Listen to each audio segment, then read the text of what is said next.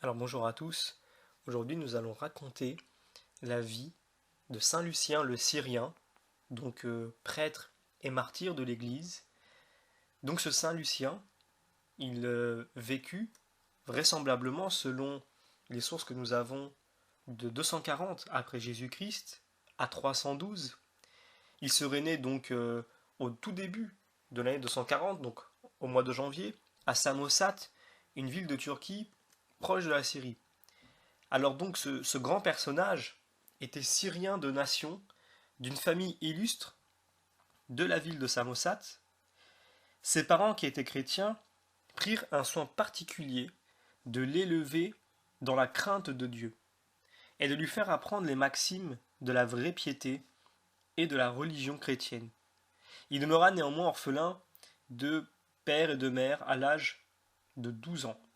Et dès lors, jugeant que la vie religieuse était un port assuré contre les orages du monde, il se retira chez un saint personnage appelé Macaire, qui faisait profession d'interpréter les saintes écritures en la ville d'Édesse.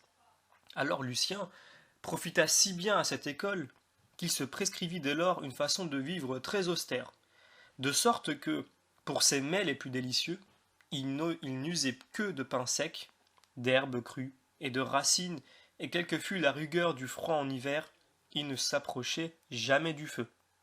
L'oraison et le silence étaient ses plus familiers entretiens, et s'il lui échappait quelquefois une parole de la bouche, elle n'était puisée que dans les saintes écritures.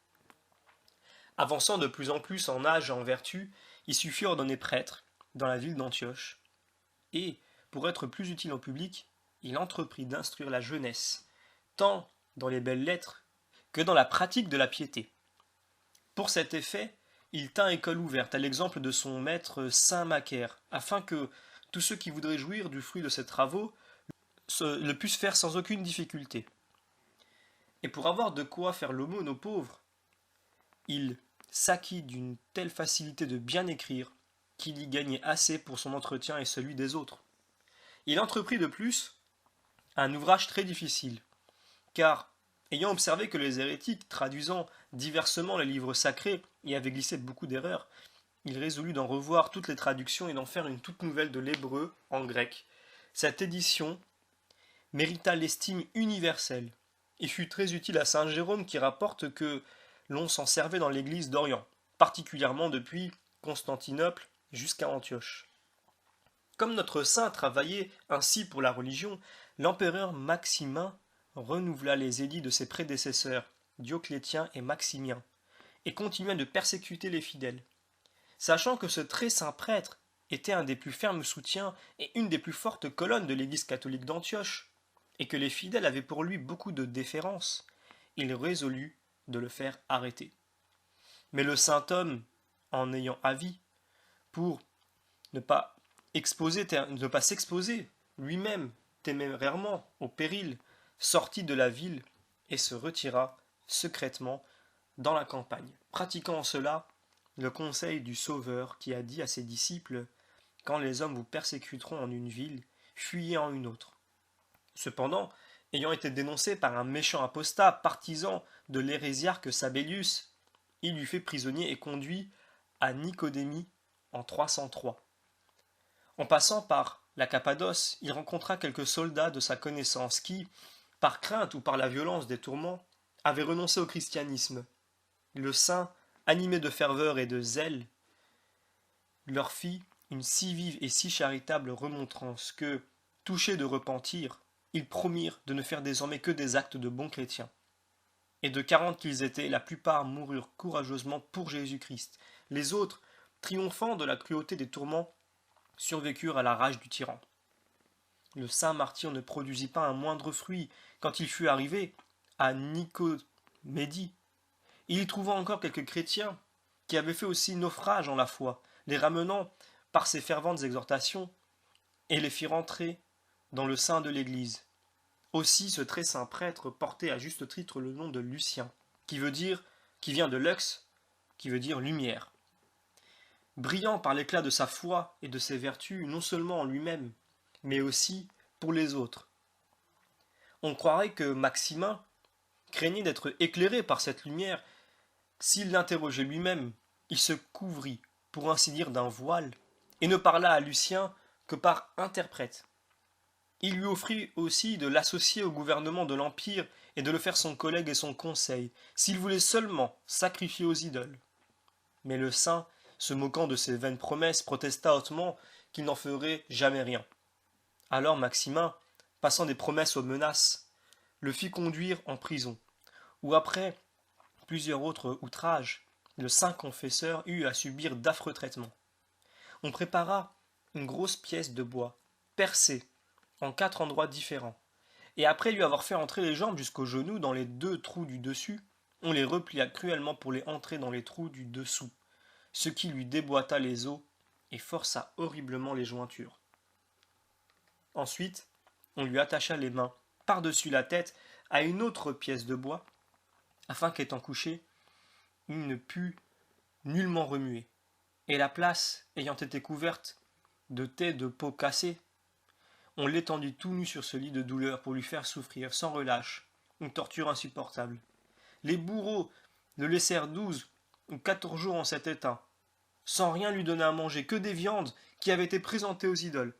Mais il eût plutôt souffert 1000 morts que d'en toucher un seul morceau. S'appuyant sur cette loi, qu'on ne peut manger ce qui a été offert aux idoles, s'il doit en résulter du scandale pour les faibles, et si les païens l'exigent comme un acte d'idolâtrie. Cependant, la fête de l'Épiphanie approchait, et ses disciples qui venaient le visiter eussent bien souhaité de le voir libre en ce jour, afin de participer avec lui au saint mystère de notre rédemption, ce que le saint martyr leur promit.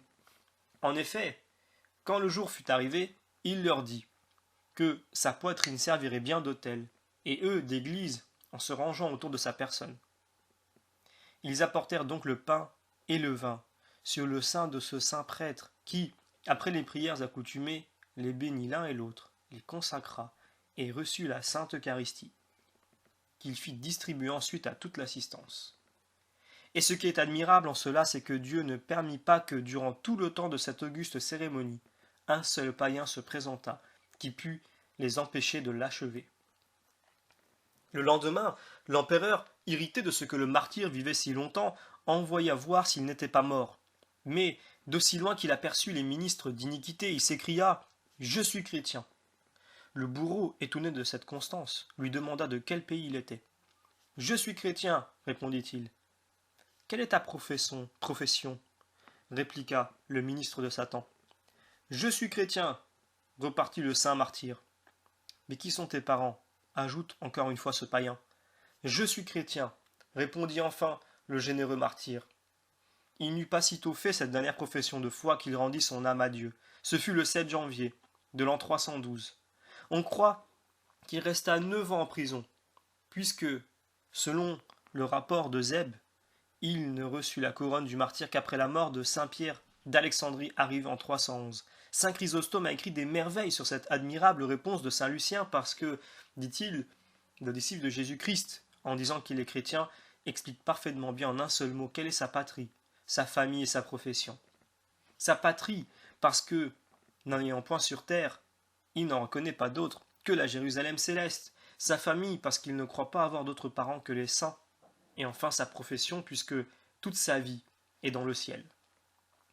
Le tyran, écoutant sa rage, même après la mort du saint martyr, commanda qu'on lui attachât une grosse pierre à la main droite et que son corps fût jeté dans la mer, afin d'en noter pour jamais le souvenir.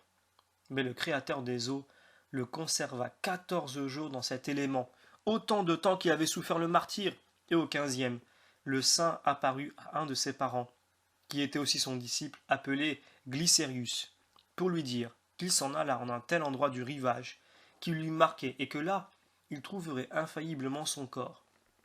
Glycérius y alla, assisté par quelques autres chrétiens, et ils n'y furent pas plus tôt arrivés qu'ils aperçurent un grand dauphin qui, portant ce précieux trésor sur son dos, le déchargea à leur vue sur le bord de la mer. On put facilement se convaincre que ce dauphin n'était pas un fantôme mais un vrai poisson, car il expira sur le rivage aussitôt qu'il se fut déchargé, et qu'il paraît, par le dernier couplet d'une hymne, qu'on chantait autrefois en l'honneur de saint Lucien. En voici le sens. Le dauphin, paraissant, se chargea du martyr, et voulant à son corps rendre un pieux hommage, le porta sur son dos jusqu'au bord du rivage, où devant tout le monde il mourut de plaisir. Ce saint corps fut reçu tout entier, et sans aucune corruption ni mauvaise odeur, si ce n'est que la main droite où en avait été séparée par la pesanteur de cette pierre. Mais Dieu, voulant ratifier par un prodige le travail de cette même main, qui avait servi à la correction des erreurs introduites dans les versets des Saintes Écritures, fit que, peu de temps après, la mer, l'ayant rapporté sur ses ondes, elle fut parfaitement réunie à son corps. Elle reçut avec lui l'honneur de la sépulture que ses disciples lui rendirent, autant que le temps et l'occasion de leur permettaient.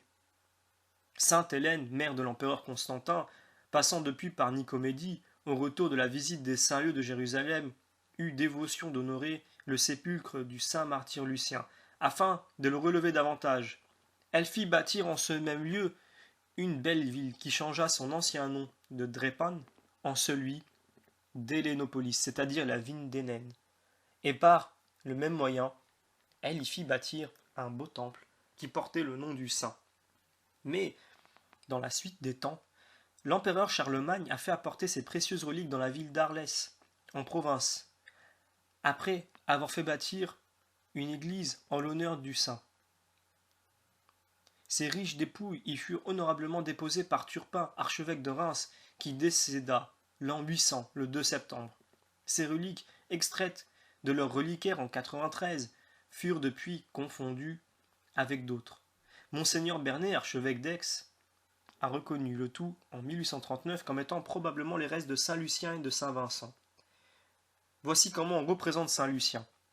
Il est amené devant l'empereur Maximin qui, ne pouvant supporter l'éclat et la majesté du visage du saint martyr, fait tendre un voile devant lui. Dans sa prison, il célèbre la messe et, hostie lui-même, offre au Père éternel l'hostie de propitiation. De la manière que nous avons décrite dans la vie, un bourreau le précipite dans la mer, un dauphin ramène son corps sur les rivages de la mer de Bithynie. Alors, on peut tirer une morale du récit de ce saint. Donc, à partir du moment où nous voyons la témérité, la force dans l'épreuve de ces chrétiens martyrs, puisque, eh bien, comme vous le savez, déjà sur cette chaîne, il y a quelques récits de saints, quelques récits de la vie des saints, et nous remarquons que ce qui les caractérise, la plupart du temps, c'est le fait que, confrontés au monde dans lequel ils vivent, eh bien, ils ne lâchent pas leur foi en Jésus-Christ, puisque même quand ils sont menacés de mort, et que la vie peut leur être offerte en échange de ce que Satan avait fait déjà, de ce que Satan avait tenté de faire dans le Nouveau Testament avec Jésus, en lui indiquant qu'il lui suffirait de l'adorer une fois pour qu'il lui offre tous les royaumes. Et bien pareil, ici nous voyons que il lui a été dit qu'il pourrait être sauvé si et seulement si il acceptait de sacrifier aux idoles, mais finalement, Saint Lucien refusa.